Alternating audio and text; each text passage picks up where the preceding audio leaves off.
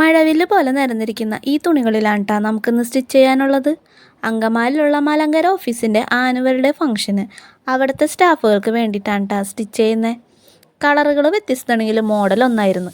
തിങ്കളാഴ്ച വൈകുന്നേരമാണ് മെറ്റീരിയലൊക്കെ കൈ കിട്ടുന്നത്. വ്യാഴാഴ്ച കൊടുക്കുകയും വേണം. മെറ്റീരിയലും ലേസും അവർ തന്നെ എത്തിച്ചതാണ് ട്ടാ. ഒട്ടും സമയം കളയാനില്ലാതെ നമ്മൾ പണി തുടങ്ങി.